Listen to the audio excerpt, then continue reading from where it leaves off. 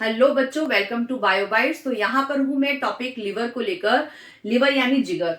अब देखो, जो लिवर है ये मोस्ट इंपॉर्टेंट टॉपिक क्यों है, क्योंकि ना सिर्फ ये सर्कुलेटरी सिस्टम में बहुत इंपॉर्टेंट रोल प्ले करता है, बल्कि ये एक्सक्रीटरी सिस्टम में भी बहुत इंपॉर्टेंट रोल प्ले करता है। तो बात करती हूँ लिवर यानी लिवर को का दूसरा नाम यकृत भी होता है। ठीक है, जिगर बोल दो, लिवर बोल दो, यकृत बोल दो। सो ये सबके सब क्या है, लिवर को रिप्रेजेंट करते हैं। अब जो लिवर की बात करूं तो लिवर जो है वो लार्जेस्ट ग्लैंड है आपकी बॉडी के अंदर और सेकंड लार्जेस्ट ऑर्गन है। ठीक है, तो जो लीवर है बेटा, इसमें दो लोब होती हैं और जो लेफ्ट वाला लोब होता है वो राइट वाले लोब से थोड़ा सा बड़ा होता है। हम लोगों को पता है कि जो हमारा ब्लड है, ब्लड के अंदर जो आरबीसी है उसकी लाइफ 120 डेज होती है। कितना डेज है बच्चे इसकी लाइफ? 120 डेज। इसका मतलब हमारी जो ये आरबीसी है यानी रेड ब्लड सेल है, 120 डेज के बाद वो अपने लाइफ स्पैन को कंप्लीट करेगी और उसके बाद वो क्या हो जाएगा, उसका ब्रेकडाउन हो जाएगा। अब आप खुद सोचिए कि ये जो ब्लड है वो किसी वेसल में चलता है कि नहीं चलता है? ट्यूबुलर स्ट्रक्चर है, किसी वेसल में मूव कर रहा है। अब अगर इतनी सारी मिलियन में जो आरबीसी है, अगर वो यहां पर डेड हो जाएंगी, तो आपको क्या कभी ऐसा नहीं लगता कि अगर ये सारी डेड बॉडीज अगर हमारे इस ट्यूबुलर स्ट्रक्चर किसी वेसल, कैपिलरी, आर्टरी में अगर यहाँ पे स्टोर हो जाएंगी, ये डेड बॉडीज यानी ये डेड सेल्स अगर यहाँ पे एक्यूमुलेट हो जाएंगी, तो उनका जो फ्लो है वो क्या हो जाएगा, गड़बड़ा जाएगा, है ना? क्योंकि यहाँ पे क्या है, उसका रास्ता ब्लॉक नहीं हो जाएगा? आपको कभी ऐसा लगता है? तो क्या हो, आखिर जो हमारी आरबीसी है जब वो अपना लाइफ स्पैन कंप्लीट कर लेती है 120 डेज का, तो वो कहां पर जाएगी? क्या वो अपने रास्ते में, जैसे यहाँ पे मान लो चलते चलते किसी की डेथ हुई तो वहीं पे पड़ा हुआ है? ऐसे तो नहीं हो सकता है ना, क्योंकि ये वेसल्स है। अगर ये यहाँ पर इस तरह से इनकी डेड आरबीसी बीच में ही पड़ी रहेंगी तो इनके फ्लो में क्या होगी, इनके फ्लो में तो बहुत ज्यादा दिक्कत हो जाएगी, क्योंकि रास्ता क्या हो जाएगा, ब्लॉक हो जाएगा। सो ऐसी कंडीशन में हमें कुछ इस तरह के ऑर्गन की जरूरत थी कि जहां पर ये अपनी आरबीसी जो है वो अपना लाइफ स्पैन कंप्लीट करे। जैसे हम जानते हैं कि 120 डेज का इसका लाइफ स्पैन है। ठीक है, तो 110 डेज तक तो ये घूमती रहेगी, सर्कुलेशन में रहेगी। ठीक है, सर्कुलेटरी सिस्टम के हिसाब से ये सर्कुलेशन में रहेगी। लेकिन जैसे ही 120 डेज के बीच में पहुंचने लगती है, यानी उसकी स्पीड क्या हो जाएगी, स्लो हो जाएगी, तो ये कहां पर ब्रेकडाउन के लिए पहुंच जाएगी? ये ब्रेकडाउन के लिए पहुंच सकती है स्प्लिन में, लिवर में और बोन मैरो में। तो क्योंकि अभी मैं फोकस किस पे कर रही हूँ बच्चे, लीवर पे कर रही हूँ, तो अभी हम लीवर के बारे में जानेंगे कि आखिर जो ये आरबीसी है, ठीक है, वो लीवर में उसका ब्रेकडाउन कैसे होता है। और आरबीसी क्योंकि रेड ब्लड सेल है, जब वो उसका ब्रेकडाउन होता है तो आखिर उसके क्या कंपोनेंट्स बनते हैं और उसका क्या आगे रोल प्ले होता है। ठीक है, सो आरबीसी जैसे कि आपको पता है कि इसमें क्या प्रेजेंट होता है, हीमोग्लोबिन प्रेजेंट होता है। तो जब हमारी आरबीसी का ब्रेकडाउन होता है तो उस टाइम पे आरबीसी ब्रेक हो जाती है वाटर में एंड हीमोग्लोबिन में। हीमोग्लोबिन सभी को ही पता है कि हीमोग्लोबिन प्रेजेंट होता है। ठीक है, तो अभी जब हमारे आरबीसी का जिस सेल ने अपने 120 डेज को कंप्लीट कर लिया है, सो वो कहां पर पहुंची है ब्रेकडाउन के लिए, लिवर के पास पहुंची है। ठीक है, अच्छा अब एक और बात, क्या आपको ऐसा लगता है कि सारी की सारी आरबीसी एक बार में पूरी की पूरी डेड हो जाएंगी, उसके बाद जाके फिर वो नई आरबीसी आएंगी? ऐसा नहीं होता है, इट इज इन सर्कुलेशन। ठीक है, कुछ सेल्स डेड हो रही होंगी और कुछ वहां पे बन भी रही होंगी। कहीं पे क्या बोन मैरो में क्या होगा, कहीं पे क्या हो रही होगी, यहाँ पे ग्रोथ हो रही होगी हमारी आरबीसी सेल की। ठीक है, रीजनरेट कर रही होंगी, तो कहीं पे डेड हो रही है। तो ये साइमल्टेनियसली एक ऐसा प्रोसेस है साइमल्टेनियसली चलता रहेगा। ऐसा नहीं है कि सारी की सारी आपकी बॉडी में जो आरबीसी है पहले वो डेड हो जाएंगी फिर उसके बाद नई आरबीसी बनेगी, ऐसा नहीं है। तो साइमल्टेनियसली ये प्रोसेस जो है कहीं पे डेड होने का और कहीं पे बनने का, ये चलता जा रहा है आपकी बॉडी के अंदर। तो ये चीजें यानी जो आरबीसी अपना लाइफ स्पैन कंप्लीट करती है, देखो हर एक सेल का एक अपना लाइफ स्पैन होता है। हम लोगों की भी एक एज होती है। ठीक है, अगर नॉर्मल वे में बात करूं, अगर एक्सीडेंट नहीं हुआ है या कोई इस तरह का मेडिकल किसी को कोई प्रॉब्लम नहीं है, तो हर एक नॉर्मल अगर बात करूं ह्यूमन बीइंग की, तो हम लोगों की भी एक लाइफ स्पैन है। और ह्यूमन बीइंग्स की नहीं, हर एक ऑर्गेनिज्म की, जितने भी इस वर्ल्ड में है, हर एक ऑर्गेनिज्म का एक अपना लाइफ स्पैन है। तो हम अपना उस लाइफ स्पैन को कंप्लीट करते हैं और ऑटोमेटिकली उससे ज्यादा हम लोग सर्वाइव नहीं कर सकते, क्योंकि वो इन टोटल हमारी सेल की लाइफ होती है। तो यहाँ पर आरबीसी की सेल की लाइफ कितनी है, 120 डेज है। 120 डेज हमारी आरबीसी ने अपनी लाइफ को कंप्लीट किया, और उसके बाद क्या होगा, उसका ब्रेकडाउन हो जाएगा। ब्रेकडाउन कहां पर हो रहा है, लिवर में हो रहा है। और लिवर क्या है, वो ग्लैंड है, लार्जेस्ट ग्लैंड है। Now come to the next, breakdown हुआ तो किस में हुआ, यानी आरबीसी का जो ब्रेकडाउन हुआ बच्चे वो हुआ वाटर में, अब हेमोग्लोबिन में।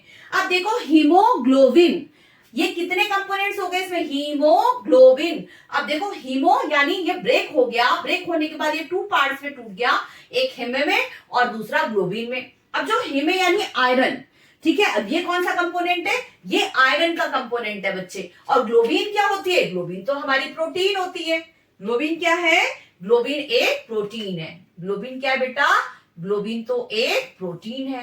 अब अच्छा आप ये बताओ कि अगर हमारे, इसको इस तरह से समझते हैं, जैसे कि जो ग्लोबिन है वो एक प्रोटीन है, ठीक है। जैसे आपके घर में अगर कोई कबाड़ी वाला मम्मी ने बुला लिया होता है ना, जैसे कि पूरे साल आप बुक्स पढ़ते हो, है ना, आप लोगों को बहुत सारा स्टडी मटेरियल को कलेक्ट करते हो कि ये भी बहुत अच्छा है, ये भी, इसका भी बहुत अच्छा है, उसके बाद आप स्टडी करते हो।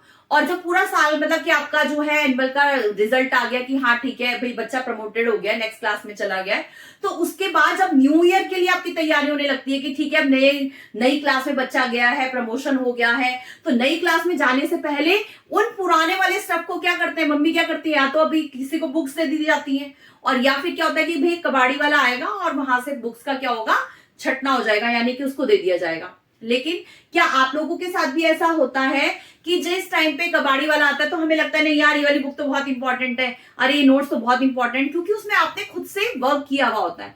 तो कहीं ना कहीं हमारा इमोशनल क्या होता है, अटैचमेंट होता है। तो हम कभी भी वो वेस्ट हमारे लिए हो गई है, क्योंकि नेक्स्ट ईयर में तो हमें नई बुक्स चाहिए, लेकिन स्टिल हम लोगों का उससे अटैचमेंट होता है और हम चाहते हैं कि वो हमारे साथ अभी भी रहे। लेकिन क्योंकि हमें न्यू ईयर के लिए यानी नई जो क्लास है उसके लिए तैयारी करनी है, उसके लिए स्टफ लेकर आना है, तो उसके लिए भी जगह चाहिए ना। अब पुराने स्टफ को भी रखोगे, नए को भी, तो क्लटर हो जाएगा, बहुत ज्यादा हो जाएगा। तो ऐसी कंडीशन में हम क्या करते हैं, हम पुरानी चीजों को दे देते हैं। लेकिन क्या कभी आपके साथ ऐसा हुआ है कि आपके रजिस्टर है जिसमें आपने 4-5 पेज भरे हुए हैं, तो आप कह रहे हो अरे ये तो भैया थोड़ा सा ही पेजेस फिल है, तो अभी क्या करता हूँ इन वाले पेजेस को तो निकाल देता हूँ और बाकी मैं इसको रीयूज कर लूंगा। नाउ सी, सेम आपकी बॉडी के अंदर भी यही सिस्टम चल रहा है ना। या कभी इसको ऐसे भी समझ सकते हैं, जैसे कि हम लोगों के जब कभी कपड़े छोटे हो जाते हैं, है ना, तो मासी बुआ या आस पड़ोस में कई बार होता है, हम जब मम्मी कपड़े देने की बात करती है कि भैया ये वाला कपड़ा ऐसा है, तेरी पैंट छोटी हो गई है या तेरी स्वेटर छोटी हो गई है, तो ये मैं इस बच्चे को दे देती हूँ। तो उससे पहले क्या होता है, नहीं नहीं हम तो पहन लेंगे, ये है वो है, तो हम वी ऑलवेज वांट कि हमारी चीज दूसरे को ना मिले, चाहे वो हमने पहननी नहीं है, बट इसलिए कहीं ना कहीं ह्यूमन टेंडेंसी होती है कि वी आर अटैच, ठीक है ना। तो हम अपनी चीजों को जो ऑल्दो वेस्ट बन चुकी हैं, लेकिन हम उनको देना नहीं चाहते। अब क्योंकि हमारी आरबीसी भी तो हमारी बॉडी के अंदर थी, वो भी तो घूम रही थी, उसने 120 डेज स्पेंड कर दिए थे, तो उसका भी तो अटैचमेंट हुआ है। अब क्या है, आरबीसी का जब ब्रेकडाउन हुआ वाटर एंड हेमोग्लोबिन में, और फिर हेमोग्लोबिन का ब्रेकडाउन हुआ, क्योंकि ये तो वाटर है, वाटर दोबारा से साइकिल में मूव कर लेगा, ठीक है ना। लेकिन जो ये हेमोग्लोबिन है बच्चे, जब ये ब्रेक हुआ तो टूट गया किसमें, आयरन में और ग्लोबिन में, है ना, हेमे मतलब आयरन। अब जब ये आयरन में और ग्लोबिन में, ग्लोबिन एक प्रोटीन होती है और आपकी बॉडी में तो सबसे ज्यादा प्रोटीन की रिक्वायरमेंट होती है।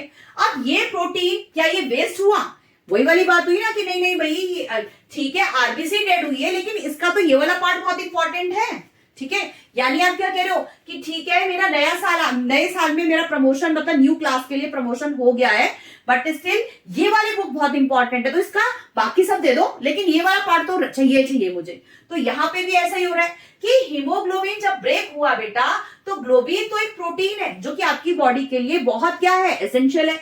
इमोशनल अटैचमेंट हो रखा है, तो कहने लगा नहीं नहीं भाई ऐसा ठीक है कि इसका ब्रेकडाउन हो गया है, इसने अपना लाइफ स्पैन कंप्लीट कर दिया है, लेकिन ग्लोबिन नहीं जाएगा यहां से, ग्लोबिन को रख लो अपने पास, ठीक है। क्यों रख लो, क्योंकि ग्लोबिन तो अभी भी इंपॉर्टेंट है, प्रोटीन है, और हमारी बॉडी में क्या है, प्रोटीन की रिक्वायरमेंट हमेशा से रहती है ना। तो यहाँ पे जो ये ग्लोबिन प्रोटीन है बेटा, ये किस में कन्वर्ट हो जाएगा, ये अमीनो एसिड में कन्वर्ट हो जाता है, ठीक है। प्रोटीन हमेशा जब ब्रेकडाउन होता है प्रोटीन का, तो it always converted itself into amino acid, और फिर इसका रिसाइकल होगा और फिर दोबारा से ये प्रोटीन का ही पार्ट बन जाएगा। तो आप जैसे कहते हो ना रीयूज, रिड्यूस और रिसाइकिल यूज करते हो, तो यहां पे भी क्या किया हमने, रिसाइकिल कर दिया, यानी आरबीसी का ही जो पार्ट था ग्लोबिन, उसी को ही क्या कर दिया गया, रिसाइकिल कर दिया गया। ठीक है, नाउ अगेन ये आपके प्रोटीन का पार्ट बन जाएगा। ठीक है, यानी हमने कबाड़ी वाले को बोला भाई सारी ग्लोबिन ले जाने की ऐसे जरूरत नहीं है, क्योंकि ग्लोबिन बहुत इंपॉर्टेंट पार्ट है, तो ये हमारी बॉडी इसको क्या कर लेगी, वापस रिसाइकल कर देगी, हम इसको तुम्हें नहीं दे रहे। Now come to the next, iron.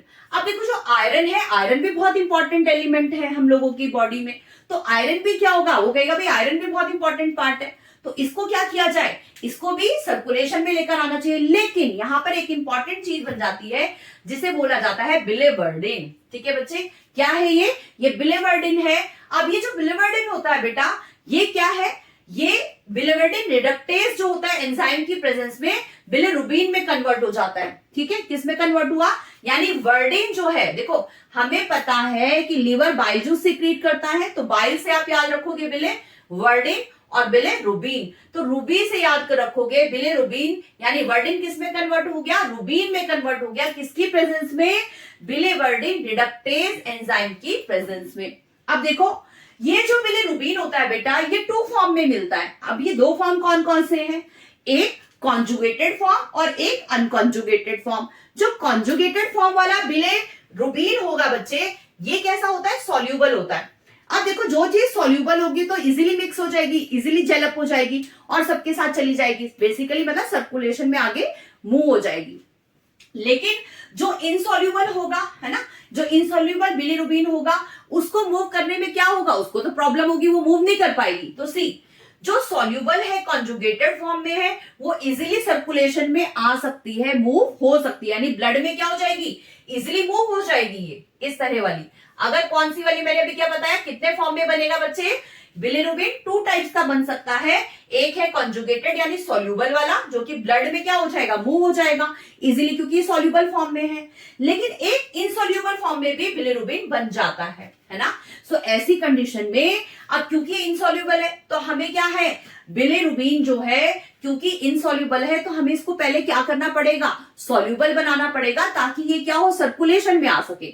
सो ऐसी कंडीशन में जो लीवर होता है बेटा, उसके अंदर ग्लूक्रोनिक एसिड होता है। ठीक है, तो ग्लूक्रोनिक एसिड क्या होगा, इस वाले बिलिरुबिन जो कि कौन सा है, अनकंजुगेटेड बोल सकते हो या इनसॉल्यूबल बोल सकते हो, इसके साथ क्या करता है, कॉन्जुग मतलब कि कंबाइन हो जाता है, इसके साथ ऐड हो जाता है, यानी ये ट्रांसपोर्ट सिस्टम का काम करता है कि भाई मेरे से तो चला नहीं जा रहा है, ठीक है, मैं तो इनसॉल्यूबल हूं, तो मेरे को अगर कोई गाड़ी मिलेगी, मैं जब चल नहीं सकता हूं, तो ठीक है मैं गाड़ी में बैठ के चल सकता हूं। अब इसकी गाड़ी कौन है, ट्रांसपोर्ट सिस्टम इसका कौन सा है बच्चे, ग्लूक्रोनिक एसिड। तो जब ये इसके साथ ऐड हो गया, तो नाउ ये क्या हो जाएगा, ये सॉल्यूबल बन जाएगा। ठीक है, ये किसमें, अनकंजुगेटेड, यानी अनकंजुगेटेड जो बिलिरुबिन है, it has converted itself into conjugated bilirubin. किसमें कन्वर्ट कर दिया, यानी इनसॉल्यूबल ने अपने आप को सॉल्यूबल वाले बिलिरुबिन में कन्वर्ट कर दिया। अब जब इनसॉल्यूबल था, किसकी प्रेजेंस में किया, ये भी पता होना चाहिए आपको, ग्लूक्रोनिक एसिड। ठीक है, और इसके लिए कौन सा एंजाइम चाहिए, ग्लूक्रोनिक ट्रांसफेरेज एंजाइम की प्रेजेंस में। ये एंजाइम जो है ग्लूक्रोनिक ट्रांसफेरेज एंजाइम, इसको किसमें ग्लूक्रोनिक एसिड की वजह से जो अनकंजुगेटेड यानी इनसॉल्यूबल बिलिरुबिन था, उसको कॉन्जुगेटेड यानी सॉल्यूबल बिलिरुबिन में कन्वर्ट कर देता है। सो ऐसी कंडीशन में ये ब्लड सर्कुलेशन का पार्ट बन जाता है, क्योंकि सॉल्यूबल हो गया ना, तो ये क्या होगा, ये ब्लड का पार्ट ब्लड के सर्कुलेशन में आ जाएगा। और जब ये ब्लड के सर्कुलेशन में आ जाएगा बच्चे, तो क्या होगा, यहाँ पे एक ये कुछ पार्ट तो क्या होगा, क्योंकि ब्लड के सर्कुलेशन में आ गया है, तो ये किडनी के पास पहुंचेगा फिल्ट्रेशन प्रोसेस के लिए। ठीक है, और अदरवाइज क्या होगा कि कुछ पार्ट अगेन लीवर में आ जाएगा। जब ये लीवर में आ जाता है बच्चे, तो लीवर में क्या होगा, लिवर में यहाँ पे बिलिरुबिन बाइल डक्ट आपको पता है बाइल जूस सीक्रेट करता है, तो सारा परसेंटेज ऐसा नहीं है कि सारा का सारा किडनी में पहुंच जाएगा 100% या 100% ही लीवर में आ जाएगा, ऐसा नहीं है। साइमल्टेनियसली जो परसेंटेज है ये अप एंड डाउन होती रहती है, और आपका कुछ परसेंटेज जो है ये आपके किडनी के पास पहुंच जाता है और कुछ परसेंटेज जो है बिलिरुबिन का ये आपके लीवर के पास पहुंच जाता है। अब बच्चे क्या होगा, बिलिरुबिन, अब देखो कोई भी चीज एक्स्ट्रा हो जाएगी ना इसके पास, तो है ना, यहाँ पे क्या है, बिलिरुबिन क्या हो गया, ये जो पिगमेंट है जो कि येलो कलर दे रहा है ना, ये क्या बेसिकली एक पिगमेंट है जो कि येलो कलर देता है। तो ये क्या है, लीवर कहेगा अरे मेरे को इसको क्या करना है, तो वो क्या करेगा, गॉल ब्लैडर में स्टोर कर देगा, आपको पता होना चाहिए, है ना, बाइल डक्ट के थ्रू कहां पे स्टोर करेगा, गॉल ब्लैडर में स्टोर कर देगा। और जब हमारे फूड का डाइजेशन होगा, स्पेशली फैट का डाइजेशन होगा, सो उस टाइम पे जो ये बिलिरुबिन है ये क्या होगा, ये आपके इंटेस्टाइन में एंटर करेगा। और जब ये इंटेस्टाइन में एंटर करता है तो यहाँ पे जो ये वाला था ना एसिड, ग्लूक्रोनिक एसिड, यहाँ पे बहुत सारे बैक्टीरिया प्रेजेंट है। ये बैक्टीरिया क्या करेंगे, इस वाले ग्लूकोनिक एसिड को क्या कर देंगे, रिमूव कर देंगे। और इसको जब रिमूव कर देंगे बच्चे, तो ये जो बिलिरुबिन था जो ग्लूकोनिक एसिड के साथ कंबाइन हुआ था, अब क्या हो जाएगा, अपने आप को कन्वर्ट कर लेगा स्टर्कोबिलिनोजन में। ठीक है, कहां पर, कॉलन वाली साइड में, इंटेस्टाइन के पार्ट में। जब इसने स्टर्कोबिलिनोजन में अपने आप को कन्वर्ट कर लिया, सो नाउ आपका जो फेसेस यानी वी कैन से स्टूल का जो कलर है वो कैसा आता है, येलो आता है। क्योंकि अभी मैंने आपको बताया कि बिलिरुबिन कौन सा पिगमेंट देता है, जैसे आपको पता है ना क्लोरोफिल ग्रीन कलर का पिगमेंट देता है। इसी तरह से जो ये बिलिरुबिन है ये वेस्ट प्रोडक्ट है, ये टॉक्सिक है, तो वो कहेगा ठीक है आयरन बहुत इंपॉर्टेंट था मैंने रख लिया, ग्लोबिन यानी प्रोटीन बहुत इंपॉर्टेंट थी वो भी मैंने रख ली, लेकिन क्योंकि बिलिरुबिन तो बिल्कुल बेकार है, ये तो बहुत टॉक्सिक है, तो ये तो बॉडी में नहीं रहना चाहिए, ये तो बॉडी से बाहर जाना चाहिए, इसको तो एलिमिनेट करना ही चाहिए, है ना। अब बिल्कुल एक रजिस्टर जिसके अंदर सब कुछ फिल करा हुआ होगा वो थोड़ी आप रखोगे, लेकिन वो रजिस्टर जिसमें आपके कुछ पेजेस हैं, मतलब आपने आधा फिल किया हुआ है, आधा आपका अभी भी बचा हुआ है, तो आप उसको क्या कहोगे कि नहीं मम्मी मैं इसमें रफ वर्क कर लूंगा। तो सेम यहाँ पर भी ऐसे ही हो रहा है कि बाकी सब जो प्रोडक्ट्स थे वो यूजफुल थे, तो आपकी बॉडी ने उसको रिसाइकल कर दिया, दोबारा से यूज कर लिया उसको, और क्या किया, अपनी बॉडी का अगेन वो पार्ट बना दिया।